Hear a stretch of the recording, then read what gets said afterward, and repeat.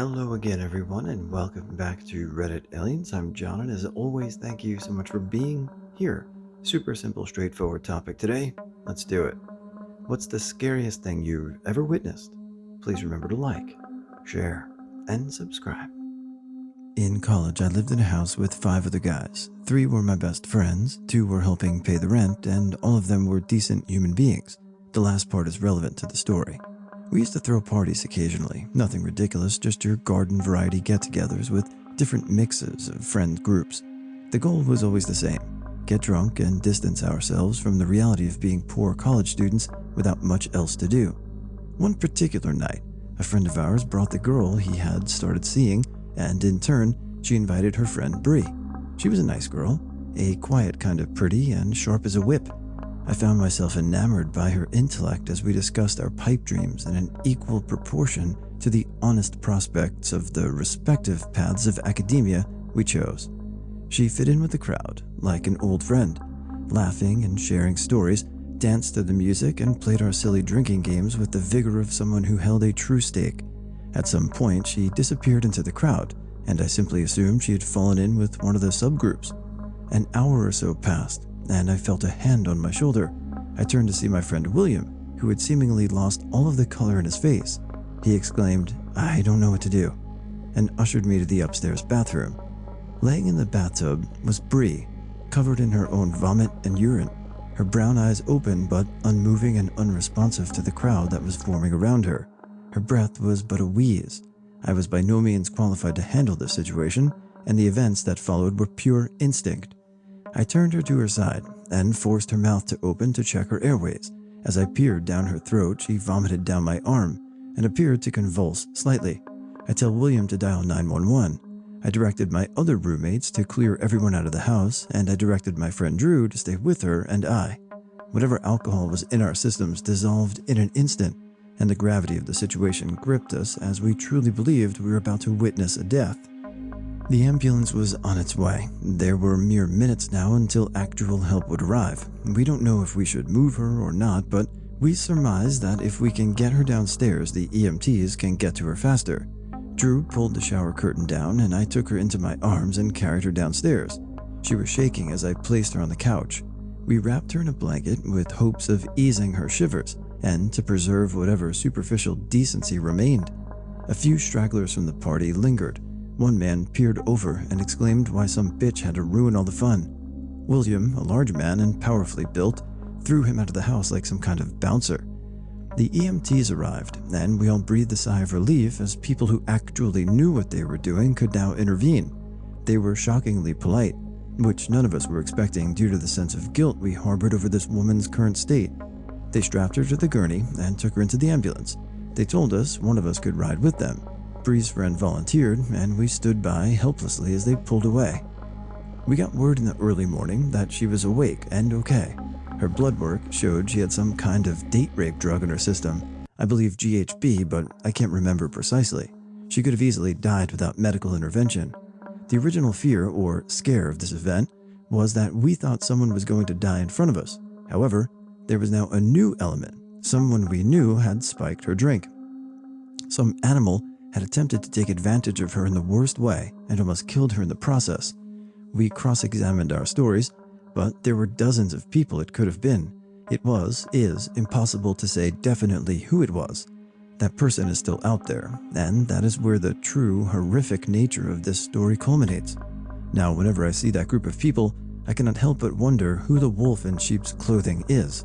On a brighter note, Bree went on to become a successful attorney, and we still keep in touch. She's forever grateful for the help we gave her that night, and we're forever thankful that she ended up okay.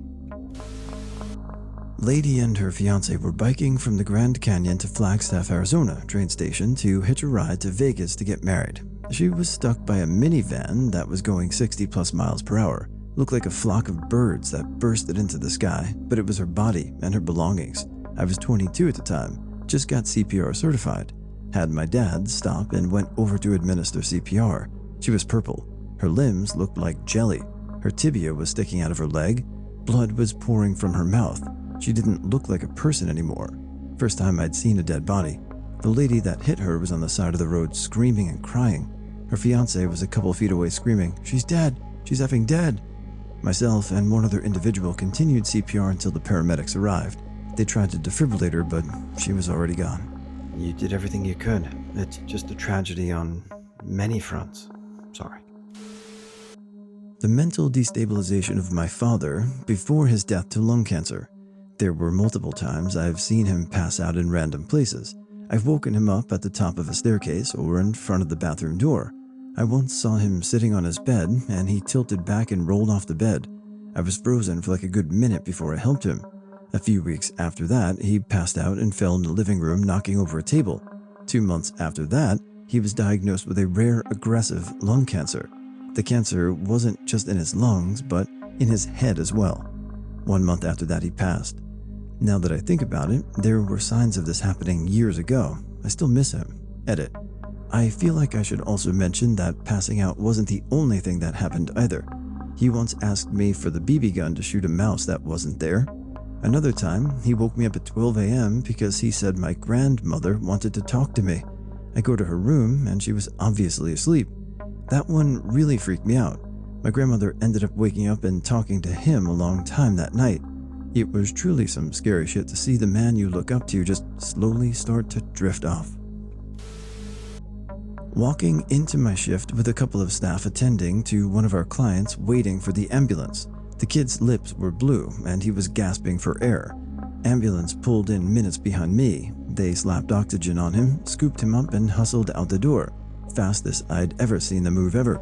Kid had his tonsils removed earlier that day, a combination of swelling, medication, anatomy, he had a large neck, and asthma led to him not doing so well with recovery. He spent another day or so at the hospital before he returned to us. We were all a little shook up. Thankful we had him sleeping in staff site with frequent check-ins.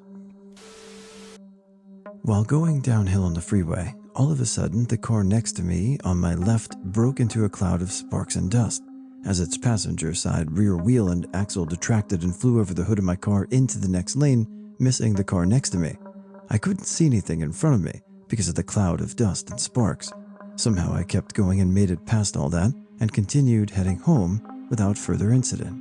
Okay, we talk about fears often on this channel, be it the dark, the night, ghosts, supernatural, heights, flying debris.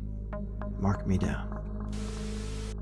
As a child, my parents worked at a rodeo and would bring me occasionally. One day I was with one of the stable hands and somehow a bull got loose. It charged at us and for some reason went right by me and kept going, but literally right next to me, at just about an inch or two above eye level, his horns hit one of the lug nuts on the fence and it was red hot for some reason. I felt the need to put my hand out and touch it and burnt the whole right hand side of my palm.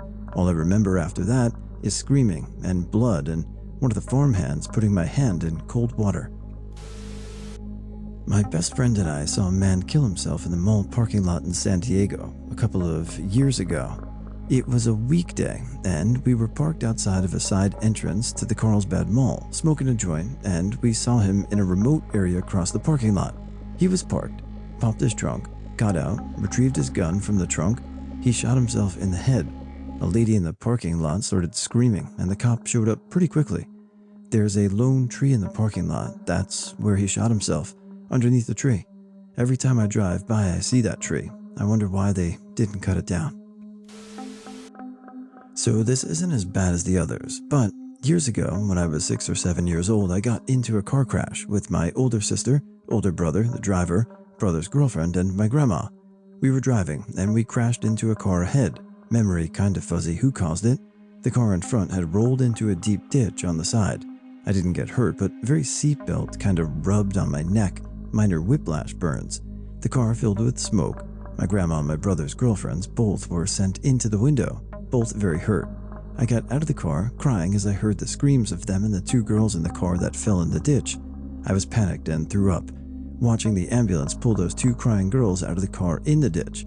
I could hear my brother's girlfriend screaming and crying for him to ride with her in the ambulance, but he couldn't, as he had to take care of me and my sister. No idea if this was the scariest or almost death experience, but this is my story. I went snorkeling on an island off the Great Barrier Reef with my girlfriend and her family. It was an awesome day until my girlfriend, her dad, and I were sitting on the charter boat waiting for everyone to come back in. We saw this lady who seemed to be running along the top of the reefs, which was a big no-no, and we just thought she was being an idiot tourist. Next thing we know, she was head down in the water. We think she's just snorkeling, and then after what felt like only 30 seconds, the staff start rushing around the place. They get a little boat out to her, and after a couple of minutes a helicopter arrives, but it's too late, and we just watched the lady drown in the reef. I mean, it's not your fault for thinking that this woman was acting crazy, but still sad to see. Sorry.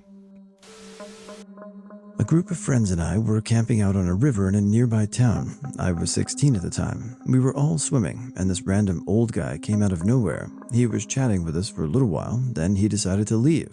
Later that night, early morning around 2 a.m., he came back, screaming at us with this huge knife. Had my friend not tackled the guy and accidentally knocked him out, he, more than likely, would have killed or seriously injured one of us. He was eventually caught and arrested. A few weeks later, my friends and I were all staying the night down the road from my house. I had fallen asleep. I got woken up at 4 a.m. because one of the guys with us had lit the trailer on fire, trying to kill all of us.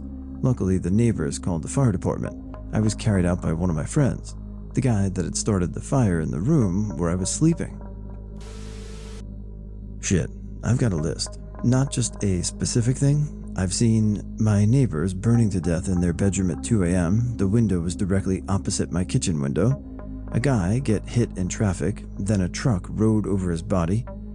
A guy necklaced, tied around the neck, filled with petrol and set on fire. None of them affected me in any way. I don't get trauma from stuff like this thanks to aphantasia. It's impossible for me to get flashbacks.